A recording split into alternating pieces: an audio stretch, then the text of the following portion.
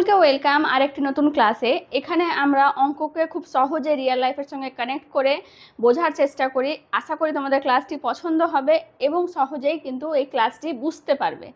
তাহলে চলো, আজকে আমাদের ক্লাসের টপিক হচ্ছে বিন্যাস ও সমবায়, যেটা ক্লাস 11-এ আছে, পারমিউটেশন অ্যান্ড কম্বিনেশন। ঠিক আছে। এই চ্যাপ্টারটা হচ্ছে অনেকটা আমাদের খেলার মতো। একটা খেলার নাম হচ্ছে বিন্যাস আর একটা খেলা হচ্ছে সমবায়। কি থাকলে আমাদেরকে পারমিউটেশন করতে হবে বা বিন্যাস করতে হবে, আর কি থাকলে আমাদেরকে সমবায় করতে হবে, সেটাই আজ আমরা শিখব। ঠিক আছে। তাহলে আমাকে ফার্স্টে বলো, তোমাদের ফ্যাক্টরিয়াল সম্পর্কে ধারণা আছে কি নেই? ফ্যাক্টরিয়াল জিনিসটা কি আমি একটু বলে দিই ছোট্ট করে। ধরো, প্রথমত একটা চিহ্ন আছে ফ্যাক্টরিয়াল, যেটাকে আমরা এইভাবে লিখি। ঠিক আছে, এটা হয়তো অনেকেরই জানা আছে। এবারে শোনো, আমরা বার করব 10-এর ফ্যাক্টরিয়াল। ঠিক আছে। এবার 10-এর ফ্যাক্টরিয়ালকে আমরা এভাবেও লিখতে পারি, আবার কখনো কখনো আমরা এরকম করে এখানেও লিখতে পারি, এরকম। ঠিক আছে, কেমন? ধরো এরকম, তো এটা 2 যদি দিই ভেতরে, তার 2 ফ্যাক্টরিয়াল, বা আমরা এটাকে এভাবেও লিখতে পারি। ঠিক আছে। তো মেন কথা হচ্ছে যে আমরা লিখতে তো শিখে গেলাম, তাহলে 10 ফ্যাক্টরিয়াল মানে কি? 10 ফ্যাক্টরিয়াল মানে হচ্ছে যে প্রথম 1 থেকে শুরু করে 10 পর্যন্ত যতগুলো স্বাভাবিক সংখ্যা আছে তাদেরকে যদি আমরা গুণ করি, তাহলে যে ভ্যালুটা পাবো সেটা হচ্ছে আমাদের কি 10 ফ্যাক্টরিয়াল। কি বললাম? 1 থেকে শুরু করে 10 পর্যন্ত, তাহলে 1 ইন্টু 2 ইন্টু 3 ইন্টু 4 এরকম করে কত দূর যাবে? ইন্টু 10। ঠিক আছে। 10 ফ্যাক্টরিয়াল বললে 1 থেকে শুরু করে 10 পর্যন্ত 10টা স্বাভাবিক সংখ্যার গুণফলই হচ্ছে আমাদের 10 ফ্যাক্টরিয়াল। তবে এটাকে আমরা একটু অন্যরকম ভাবে লিখব। কিভাবে লিখব? এটাকে আমরা ঘুরিয়ে লিখব। ঠিক আছে।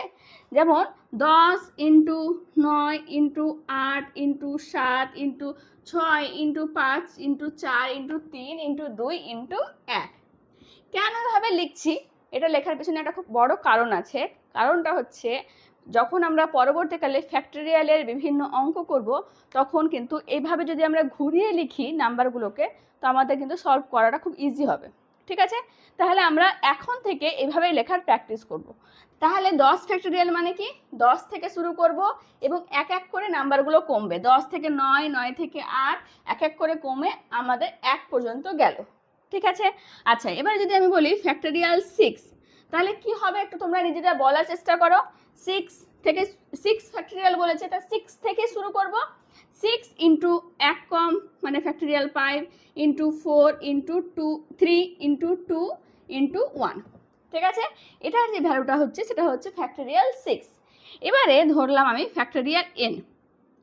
এবারে আচ্ছা, একটা ইম্পর্টেন্ট জিনিস, যে ফ্যাক্টরিয়াল আমরা কোনো নেগেটিভ বা কোনো ভগ্নাংশ সংখ্যা বার করতে পারি না। ঠিক আছে।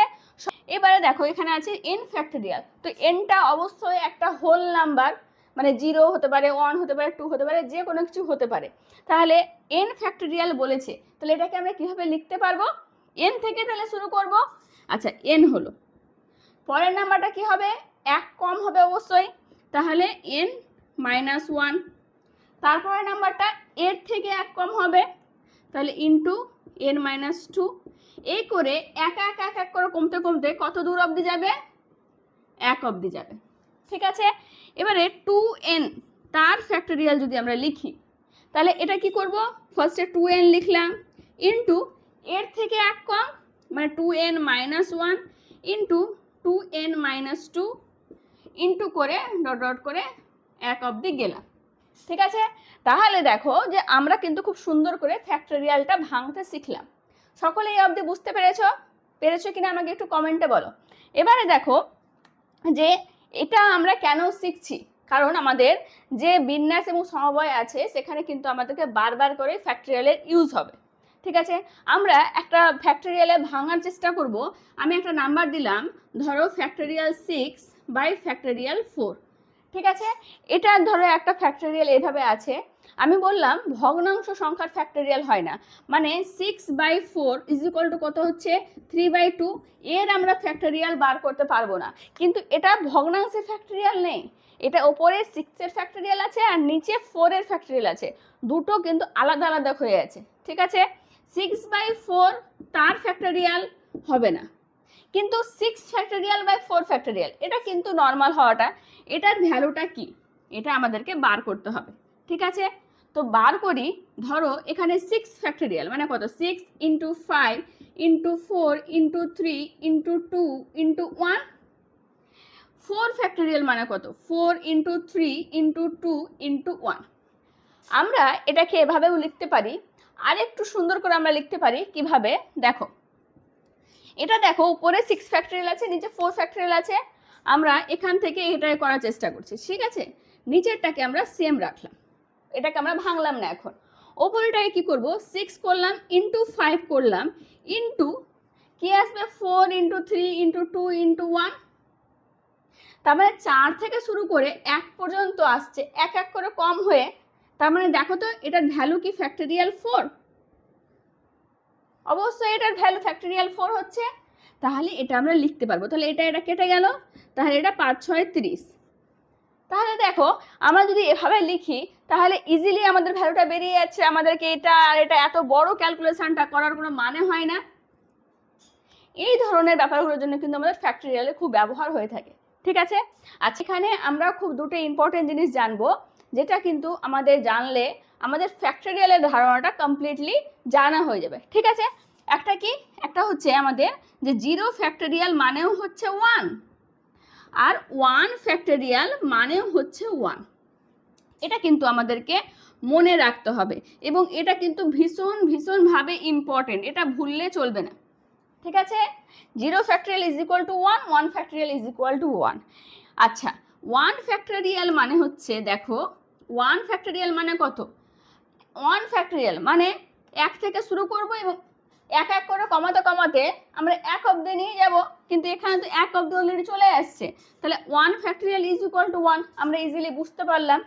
কিন্তু 0 ফ্যাক্টোরিয়াল ইজ ইকুয়াল টু 1 আমরা কিভাবে বলছি?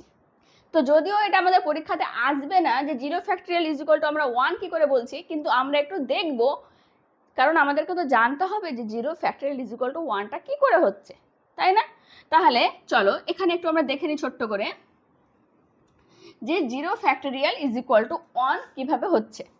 আচ্ছা, আমি ধরলাম n প্লাস 1, তার ফ্যাক্টোরিয়াল আমি বার করব, ঠিক আছে। তো যদি আমি n প্লাস 1 এর ফ্যাক্টোরিয়াল বার করি তাহলে এটাকে কি লিখতে পারবো, n প্লাস 1 অবধি শুরু হবে, n প্লাস 1 ইন্টু 1 কমবে এখানে, তাহলে এখানে n হবে, into n minus 1 into n minus 2 করে 1 অবধি যাবে। তো ওইটারই ভ্যালু তো n ফ্যাক্টোরিয়াল হচ্ছে, তাই না?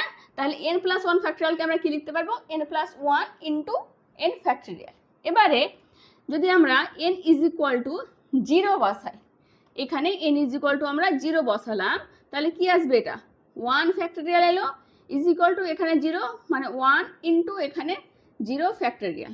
তার মানে 1 factorial is equal to 1 into 0 factorial মানে কত, 0 ফ্যাক্টোরিয়ালই আমরা লিখবো, কারণ একের সঙ্গে কোনো সংখ্যা গুণ করলে সেই সংখ্যাটাই থাকে। এবারে দেখো 0 এখানে কত, তাহলে 0 factorial is equal to 1 factorial, আর 1 ফ্যাক্টোরিয়ালের ভ্যালু হচ্ছে 1। তাহলে ঘুরে ফিরে 0 ফ্যাক্টোরিয়ালের ভ্যালু কত এলো, 1 এলো। তাহলে দেখতে পেলাম আমরা যে কি করে এই জিনিসটা আসছে, ঠিক আছে। আচ্ছা, এবারে আমরা জানবো গণনার মৌলিক নীতি বা ফান্ডামেন্টাল প্রিন্সিপাল অফ কাউন্টিং। এই ব্যাপারটা কি সেটা জানার জন্য আমরা একটা রিয়েল লাইফ এক্সাম্পল থেকে এটাকে বোঝার চেষ্টা করব। এটা কিন্তু আমাদের পারমিউটেশন বা বিন্যাসের খুব সুন্দর একটা কনসেপ্ট, ঠিক আছে। তো এটাকে আমাদেরকে একটু ভালো করে বুঝতে হবে, তবে একটু রিল্যাক্সে বোঝো, বেশি চাপ নিয়ে নিলে এই চ্যাপ্টারটাতে আমাদের জন্য কিন্তু বোঝাটা একটু ডিফিকাল্ট হয়ে যাবে, ঠিক আছে। তবে আগে থেকেই বলে দিচ্ছি যে আমি যেভাবে গল্পের মাধ্যমে বলছি তোমরা জাস্ট গল্পের মাধ্যমে শোনো এবং চিল হয়ে বোঝার চেষ্টা করো, দেখবে যে চ্যাপ্টারটা খুব ইজিলি মাথায় ঢুকে যাচ্ছে। চলো, ধরো কোনো একটা ছেলের কাছে 3টে শার্ট আছে, ঠিক আছে। কোনো একটা ছেলের কাছে 3টে শার্ট আছে, একটা হচ্ছে এটা হচ্ছে ব্লু কালারের, একটা হচ্ছে রেড কালারের, আর একটা হচ্ছে ব্ল্যাক কালারের, ঠিক আছে। এবারে তার কাছে দুটো প্যান্টও আছে। এবারে তোমরা কিন্তু তোমাদের বাড়িতে যদি তোমার বাবা বা কেউ থাকে, দাদা, তাহলে ওদের ব্যাপারটা দিয়ে বোঝার চেষ্টা করো যে কারো কাছে 3টে শার্ট আছে এবং দুটো প্যান্ট আছে। একটা প্যান্ট ধরলাম আমি কিছু একটা কালারের, গ্রে কালারের, একটা ধরলাম আমি ব্ল্যাক কালারের, ঠিক আছে। এবারে আমি যদি বলি যে এই 3টে শার্টের মধ্যে থেকে একটা শার্ট পরবে আর এই দুটো প্যান্টের মধ্যে থেকে একটা প্যান্ট পরবে, তো তোমরা বলো যে আমরা কত রকম ভাবে পড়তে পারবো। বুঝতে পারলে জিনিসটা? যে তোমাদের বাবার কাছে যদি 3টে শার্ট আর 2টো প্যান্ট থাকে, তো এই শার্টগুলোর মধ্যে অবশ্যই একটাই শার্ট পরবে একদিনে, আর একটা প্যান্ট পরবে, নাকি 2টো শার্ট পরবে? সম্ভব না। একটা শার্টের সঙ্গে একটাই প্যান্ট পরবে। তাহলে কত রকম ভাবে আমরা একটা শার্ট এবং একটা প্যান্টকে পরতে পারবো। ঠিক আছে, যেমন একটা ব্লু শার্ট যদি পরে, তো তার সঙ্গে এই গ্রে কালারের প্যান্টও পরতে পারে, আবার ব্লু শার্টের সঙ্গে ব্ল্যাক কালারের প্যান্টও পরতে পারে, আবার এটার সঙ্গে এটাও পরতে পারে, এটার সঙ্গে এটাও পরতে পারে, এটার সঙ্গে এটা পরতে পারে, এটার সঙ্গে এটাও পরতে পারে। এরকম ভাবে হতে পারে। তো তো আমরা এখানে দেখো গুনে নিলাম যে একবার ব্লুর সঙ্গে গ্রে পরতে পারে, বা ব্লুর সঙ্গে ব্ল্যাকও পরতে পারে, রেডের সঙ্গে গ্রে পরতে পারে, বা রেডের সঙ্গে ব্ল্যাকও পরতে পারে, বা আমি যদি বলি ব্ল্যাকের সঙ্গে গ্রে পরলো বা ব্ল্যাকের সঙ্গে ব্ল্যাক পরলো, তার মানে কবার পাচ্ছি? 1 2 3 4 5 6। তার মানে 6 রকম ভাবে আমাদের কাছে আমরা কম্বিনেশন পেলাম, মানে আমাদের 6 রকম ভাবে আমরা রাস্তা পেলাম, 6 রকম ভাবে 3টে শার্ট আর 2টো প্যান্টকে ব্যবহার করে পরা যেতে পারে। ঠিক আছে, এবারে যদি আমি বলি কারো কাছে তো অনেক বেশি কাপড় থাকতে পারে, তো ধরলাম কারো কাছে 50টা শার্ট আছে আর 30টা প্যান্ট আছে। তো এক্ষেত্রে যদি আমরা এভাবে গুনতে শুরু করি, তাহলে তো পুরো টাইম পার হয়ে যাবে। যে কারো কাছে 50টা শার্ট আছে আর 30টা প্যান্ট আছে, তো সে কত রকম ভাবে শার্ট আর প্যান্টকে ব্যবহার করে পরতে পারবে। ডিফিকাল্ট, অনেক ডিফিকাল্ট। আমাদের গণনার মৌলিক নীতিটা আসছে। ঠিক আছে, তাহলে এটার ক্ষেত্রে আগে আমরা এই নীতিটা বোঝার চেষ্টা করি। এখানে কটা শার্ট ছিল? 3টা। প্যান্ট কটা ছিল? 2টো। এই দুটোকে গুণ করে দেব। ঠিক আছে, এই দুটোকে গুণ করে কত হলো? 6। তো আমরা এখানে যখন বার করছিলাম ম্যানুয়ালি তখনও 6 আসছিল। তার মানে যখন একটা শার্ট আর একটা প্যান্ট পরছে, তো জটা শার্ট আর জটা প্যান্ট থাকবে ওদেরকে গুণ করে নিলেই আমি যেটা পেলাম তত রকম ভাবেই আমরা শার্ট আর প্যান্টকে পরতে পারবো। কারণ এখান থেকে আমাদেরকে একটা নিতে হবে, ওখান থেকে আমাদেরকে একটা নিতে হবে, দুটো তো পরবো না আমরা। ঠিক না? এটাই বলছে, দেখো তোমরা এখানে, যে কোনো একটি প্রক্রিয়া যদি m সংখ্যক ভিন্ন উপায়ে এবং দ্বিতীয় একটি প্রক্রিয়া n সংখ্যক ভিন্ন উপায়ে সম্পন্ন করা হয়, মানে এখানে একটা প্রক্রিয়া আছে যেটা ধরলাম m সংখ্যক ভাবে আমি পড়তে পারি শার্টটাকে, আর একটা প্রক্রিয়া আছে n সংখ্যক ভাবে পড়তে পারি, প্যান্টকে আমি n ভাবে পড়তে পারি। কিন্তু আমাদেরকে দুটোকেই একই সঙ্গে পড়তে হবে। কেউ কি শার্ট পরলো আর প্যান্ট পরলো না, এটা তো করতে পারে না, আর কেউ প্যান্ট পরলো শার্ট পরলো না, এটাও হতে পারে না। দুটো প্রক্রিয়াকে আমাদেরকে একই সঙ্গে মিলিতভাবে পড়তে হবে। সেক্ষেত্রে আমরা কত রকম ভাবে, কত উপায়ে সম্পূর্ণ করতে পারবো? m × n উপায়ে সম্পূর্ণ করতে পারবো। বোঝা গেছে? আরেকবার দেখো, কোনো একটি প্রক্রিয়া যদি m সংখ্যক বিভিন্ন উপায়ে আর দ্বিতীয় একটি প্রক্রিয়া যদি n সংখ্যক বিভিন্ন উপায়ে সম্পূর্ণ করা হয়, তাহলে মিলিতভাবে প্রক্রিয়াগুলি m × n উপায়ে সম্পূর্ণ করা যাবে। বোঝা গেছে? ভালোভাবে ক্লিয়ার? যে আমার সাথে এখন আসতে পারে যে আমি ডাইরেক্টলি তোমাদেরকে পারমিউটেশন কম্বিনেশন মানে বিন্যাস এবং সমবায় বোঝাচ্ছি না কেন, এত কিছু ফ্যাক্টরিয়াল বা এত কিছু আমি কেন বোঝাচ্ছি। কিন্তু শোনো, যদি আমি ডাইরেক্টলি বোঝাই তো তোমাদেরকে আমি বুঝিয়ে দিতে পারবো, তবে তোমাদের বুঝে গিয়ে আমি তোমাদেরকে মনে রাখার গ্যারান্টি দিতে পারবো না। তাই আমি স্টেপ বাই স্টেপ তোমাদেরকে কি করে পারমিউটেশন আসছে, কেন পারমিউটেশন আসছে, মানে বিন্যাসটা কি জন্য আসছে, বিন্যাস বা সমবায় কেন আমরা সেটা করি, কিসের জন্য দরকারটা আমাদের কি পড়ছে, আমি সেটাকে যদি স্টেপ বাই স্টেপ তোমাদেরকে বোঝাই গল্পের মাধ্যমে, তো তোমাদের দেখবে খুব ইজিলি কিন্তু সেটা পার্মানেন্টলি মাথায় সেট হয়ে যাবে। ঠিক আছে? তাহলে এই প্রসেসটাকে একটু বিশ্বাস করো, একটু টাইম দাও এই চ্যাপ্টারটাতে, কারণ চ্যাপ্টারটা একটু অন্যরকম, একটু কি বলছি গল্পের মাধ্যমে বোঝার চেষ্টা করো, খুব সুন্দর করে বুঝে ফেলবে। ঠিক আছে, চলো আমরা এখন দুটো অঙ্ক করব। ফার্স্ট অঙ্কটা কি বলেছে, এই যে অঙ্কটা আছে সেটা কিন্তু আমাদের ফান্ডামেন্টাল প্রিন্সিপাল অফ কাউন্টিং থেকেই উপরে এই অঙ্কটা আছে। ঠিক আছে, আচ্ছা, একটি ক্লাসে 10 জন ছাত্র আছে। 10 জন ছাত্র মানে 10 জন বয় আছে, তাহলে লিখে নিই, এবং 8 জন ছাত্রী আছে। আচ্ছা, তার মানে 8 জন গার্ল আছে। একজন শিক্ষক তাদের মধ্যে থেকে একজন ছাত্র এবং একজন ছাত্রীকে নির্ধারণ করতে চান কোনো একটা প্রতিযোগিতার জন্য। হয়তো কোনো একটা প্রতিযোগিতা আছে যেখানে একজন ছাত্র এবং একজন ছাত্রীকে পাঠাতে হবে, ঠিক আছে, তাহলে 10 জনের মধ্যে থেকে একজনকে চুজ করছে আর 8 জনের মধ্যে থেকে একজনকে চুজ করছে। এবারে বলেছে কত রকম ভাবে তিনি নির্ধারণ করতে পারবেন। এই শার্ট আর প্যান্টের মতো, যে শার্ট থেকে একজনকে আমি একটাকে চুজ করছি আর প্যান্ট থেকে একটাকে চুজ করছি, তাহলে কত রকম ভাবে আমি তাদেরকে চুজ করতে পারবো তাদের মধ্যে থেকে দুটাকে। ঠিক, একটা শার্টও চুজ করতে হবে বা একটা প্যান্টও চুজ করতে হবে। ওই রকম এখানেও একটা ছেলে চুজ করতে হবে, একটা মেয়ে চুজ করতে হবে। আমি যদি বলি যে এদের টোটালে এদের মধ্যে থেকে আমি দুজনকে চুজ করে নেবো, তাহলে কিন্তু হবে না।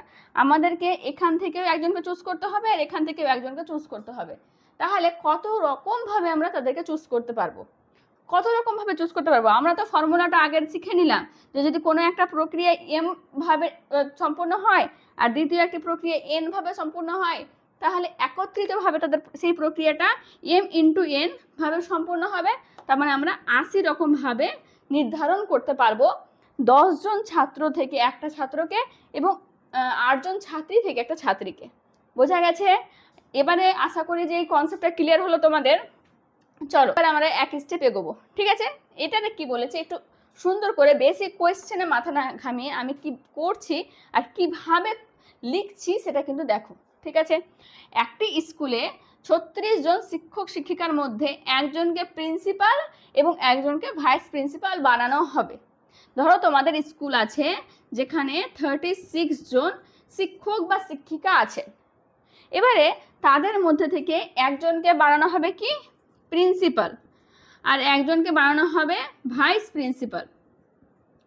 ঠিক আছে, তাহলে বলেছে এই আমরা কত রকম ভাবে দুজনকে চুজ করতে পারবো, সেটাই তো বলেছে না, কত রকম ভাবে আমরা দুজনকে নির্ধারণ করতে পারবো।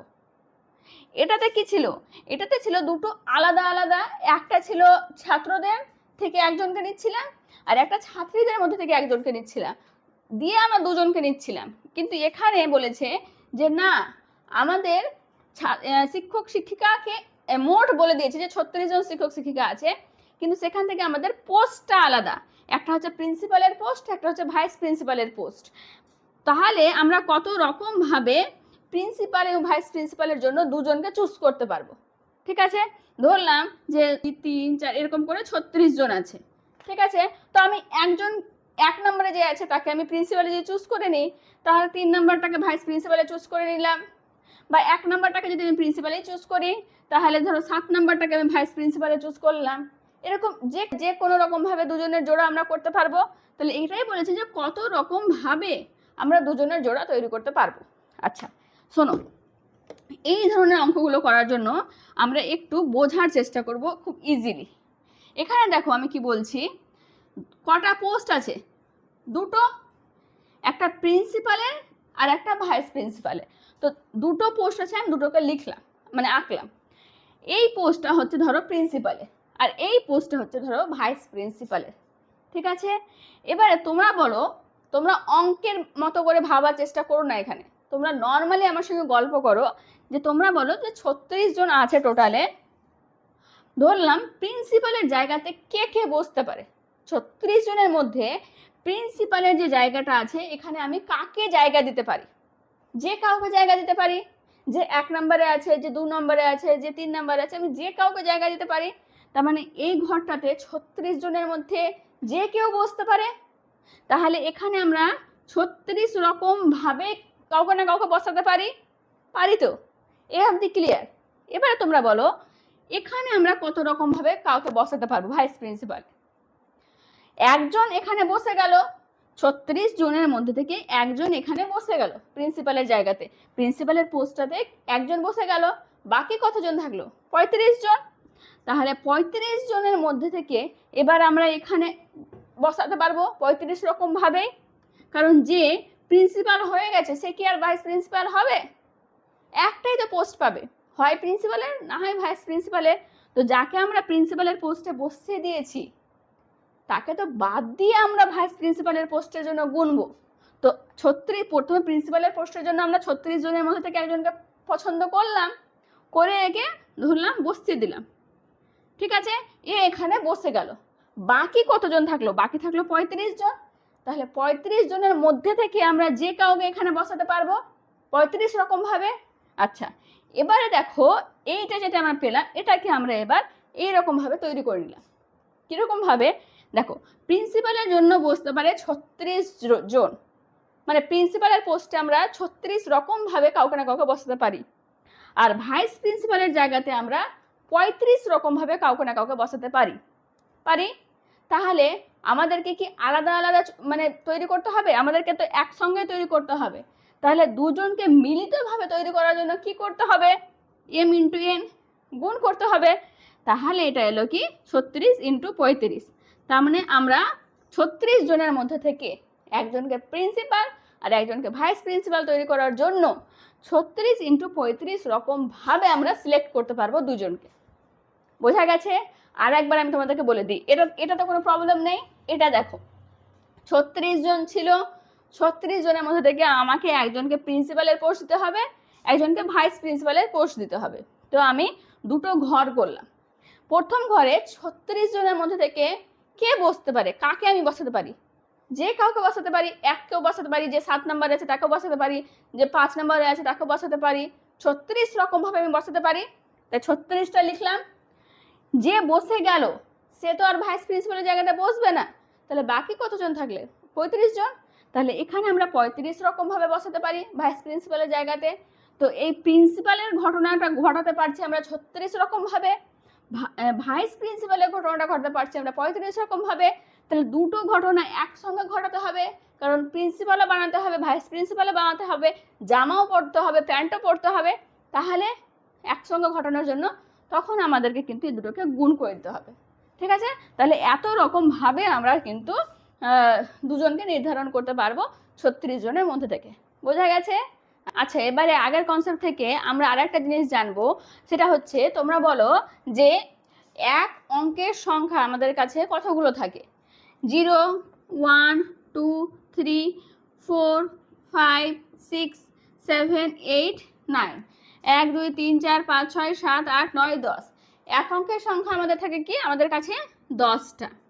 এবারে আমরা বার করব যে আমাদের কাছে 2 অঙ্কের সংখ্যা কতগুলো থাকে আর 3 অঙ্কের সংখ্যা কতগুলো থাকে। তো আমরা নর্মালিও বার করতে পারবো, কিন্তু আমরা এখানে আগের কনসেপ্টটা ইউজ করে বার করব।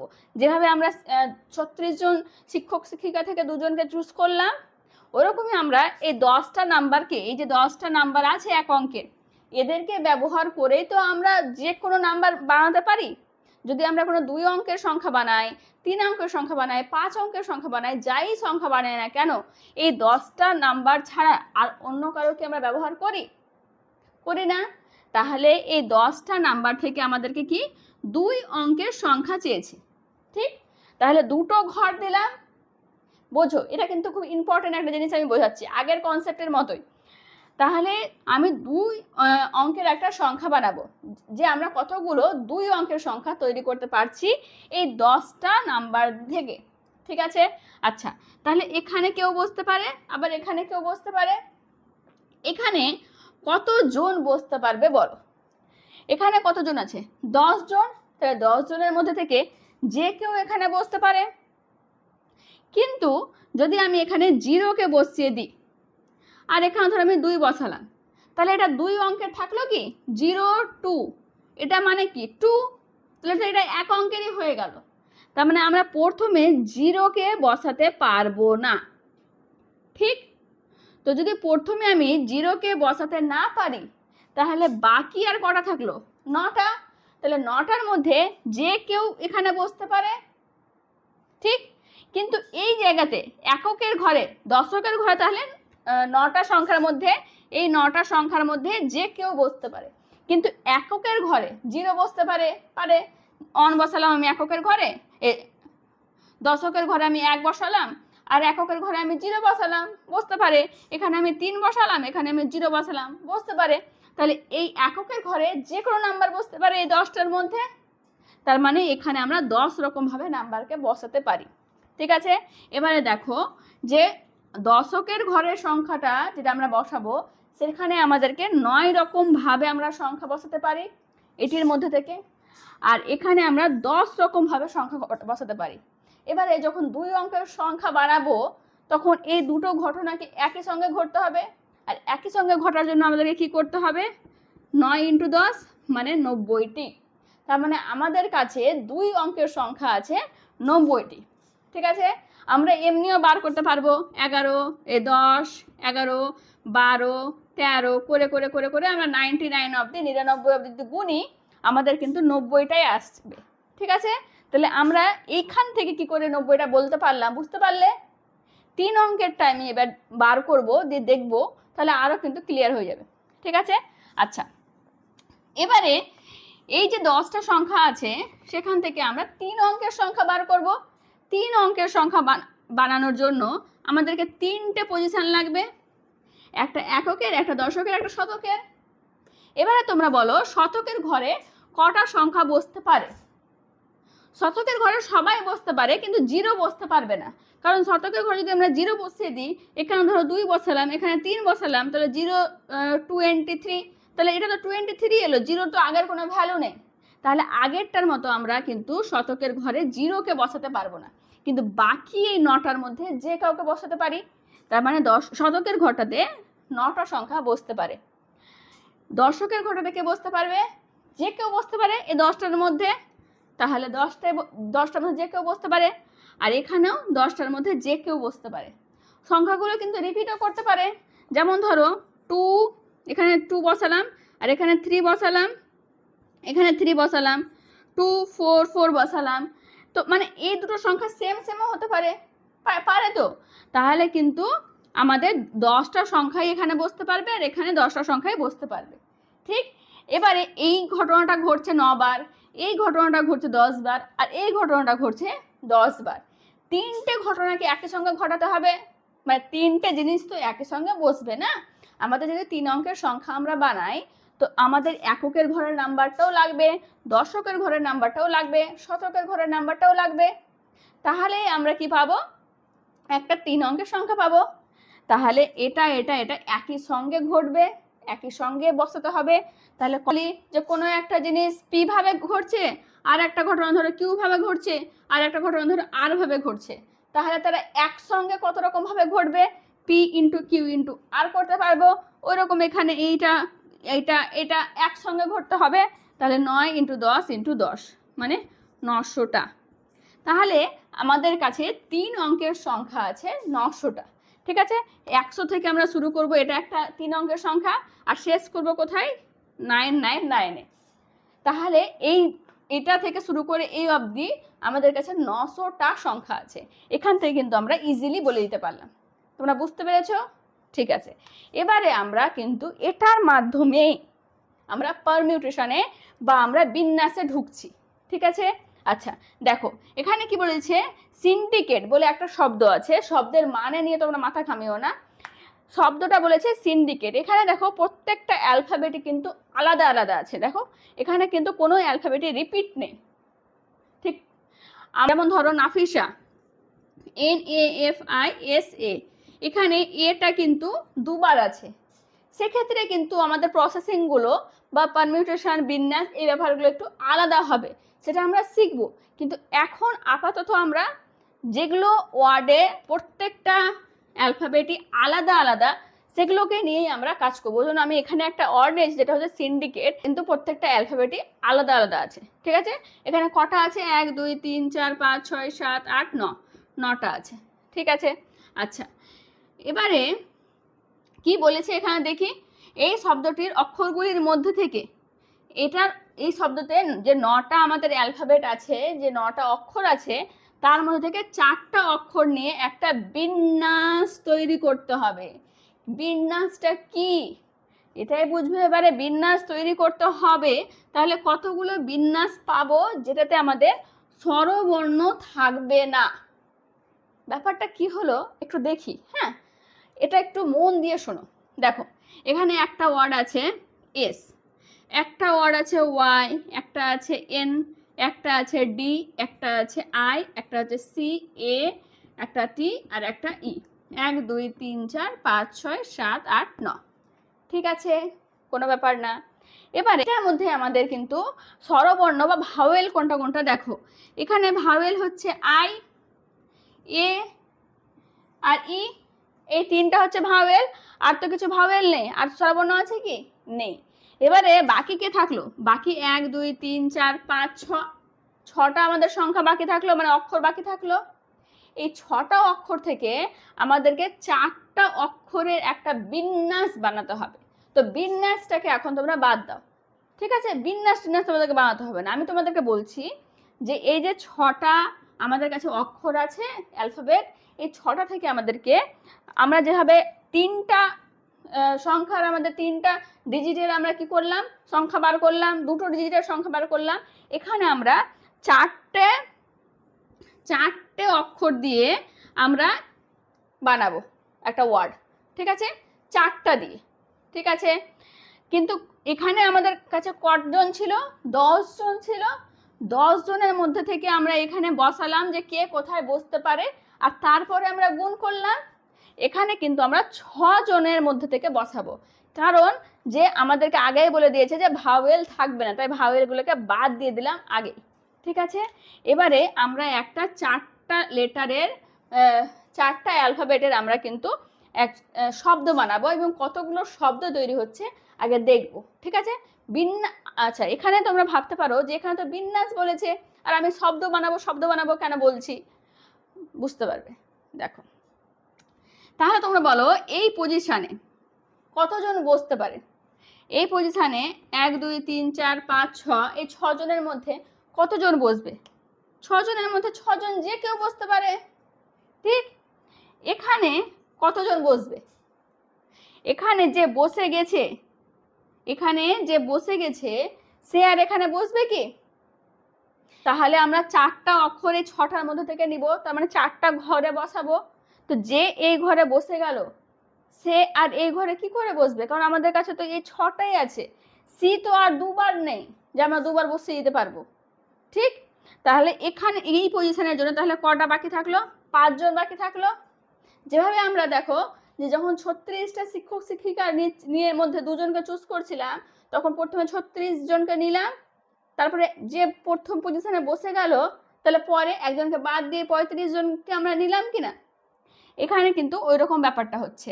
4টা অক্ষরের আমাদেরকে শব্দ বানাতে হবে, তাহলে প্রথম পজিশনের জন্য 6 জনের মধ্যে যে কেউ বসতে পারে, বসে গেল।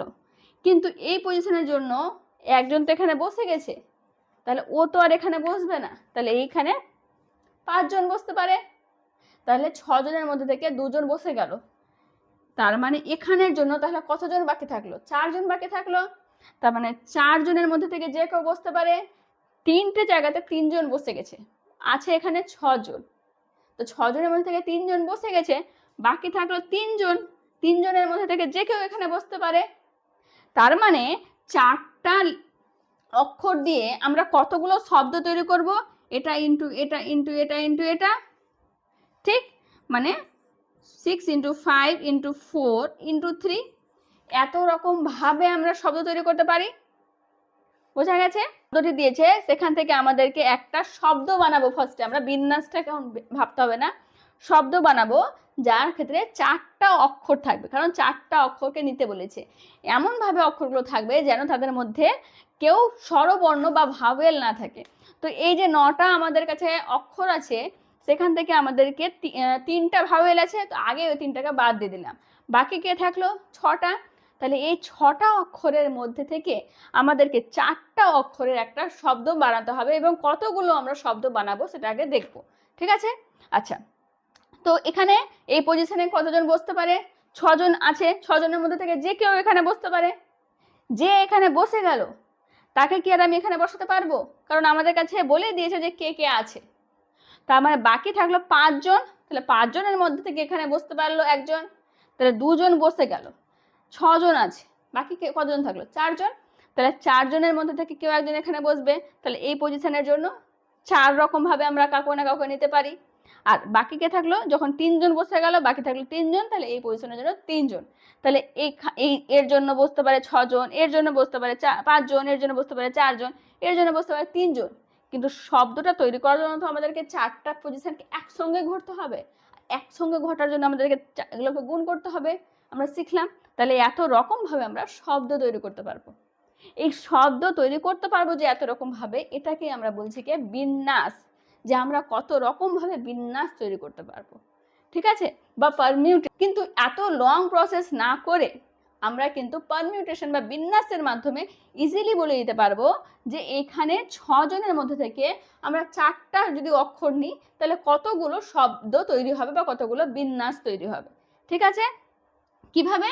যে আমরা এখানে কজন ছিল, এখানে ভাওয়েলটা বাদ দিয়ে কজন ছিল, 6 জন।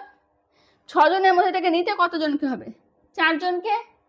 তাহলে মাঝখানে দিব পি, মানে পারমিউটেশন। পারমিউটেশন মানে হচ্ছে বিন্যাস। ঠিক আছে, বিন্যাসের ইংলিশে আমরা বলবো পারমিউটেশন, এবং সেটাকে লিখবো আমরা পি দিয়ে।